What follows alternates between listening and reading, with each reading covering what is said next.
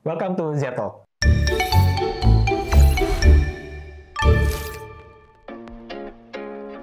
Balik lagi bersama gue Randy. Di video Zeto kali ini kita akan membahas tentang panduan menyusun jurnal keuangan yang efektif. Oke, apa saja sih panduan-panduannya? Nah, yang pertama adalah kenali dulu tujuan jurnal keuangan Anda. Ini penting, kita harus tahu terlebih dahulu tujuannya untuk apa. Apakah Anda ingin melacak pengeluaran harian, memantau cash flow, atau membuat laporan keuangan bulanan.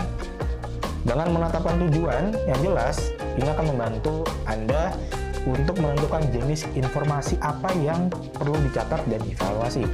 Oke. Yang kedua, tentukan struktur jurnal yang tepat. Maksudnya adalah, yaitu apakah Anda memerlukan kategori pengeluaran yang lebih rinci, atau apakah pengeluaran Anda dapat diorganisir berdasarkan proyek atau klien. Jadi kita harus tentukan struktur yang tepat terlebih dahulu untuk memudahkan kita dalam pencarian informasi dan juga analisis. Nah, lalu berikutnya yang ketiga, catat setiap transaksi dengan teliti. Tentu, ketelitian adalah kunci sukses untuk mendapatkan sebuah hasil yang tepat. Dan dalam hal ini, tentu dalam hal menyusun jurnal keuangan yang efektif. Pastikan setiap transaksi dicatat dengan teliti, informasi yang kita buat juga dengan rinci, dari sisi deskripsi dan juga dari sisi nilainya sudah tepat agar tidak salah tentunya pada saat kita melakukan sebuah analisis dan pelaporan keuangan. Nah, berikutnya yang keempat, yaitu gunakan teknologi untuk membantu proses Anda. Ini penting dengan kita memanfaatkan teknologi, salah satunya adalah software accounting. Ini kita akan dengan mudah dalam membuat jurnal transaksi keuangan kita. Dan tentunya dalam mempercepat proses sehingga membuat kerjaan kita menjadi jauh lebih efisien dan akurat dari sisi analisis data. Oke, dan berikutnya adalah pisahkan keuangan pribadi dan keuangan bisnis. Ini penting sekali agar tidak tercampur dan juga bisa menganalisisnya dengan baik. Kalau kita masih mencampur adukan antara keuangan pribadi dan juga keuangan bisnis, tentu kita akan sangat repot dan juga akan sangat riskan dalam melakukan analisis data. Kita tidak tahu data akurat bagaimana keuangan bisnis kita, apakah profitable ataupun ternyata jangan-jangan rugi, kita tidak tahu gitu. Jadi pisahkan antara keuangan pribadi dan juga keuangan bisnis agar mempermudah kita dalam proses analisis dan pelaporan keuangan. Lalu yang berikutnya adalah lakukan rekonsiliasi secara berkala.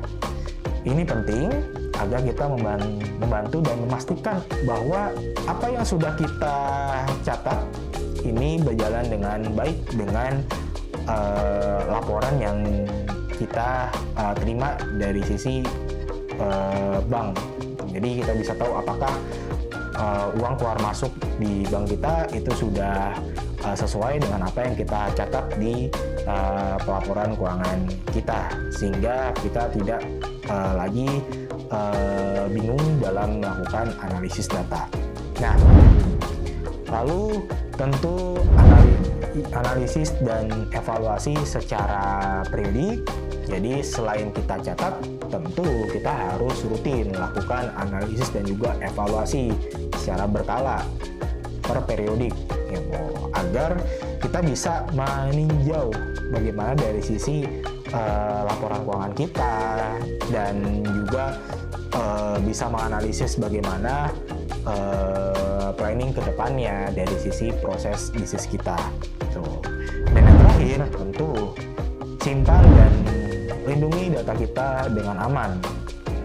Pastikan kita lakukan backup secara berkala, dan kalau tadi kita menggunakan software accounting atau pembukuan digital, pasti itu akan membantu kita dalam melakukan proses backup data. gitu, dibanding kita masih menggunakan manual gitu. Jadi tentu kita harus rutin untuk dari sisi security data dan juga backup data agar tidak terjadinya kehilangan data ataupun terjadinya data yang tidak akurat seperti itu. Oke, itu saja tips dan trik bagaimana panduan menyusun jurnal keuangan yang lebih efektif.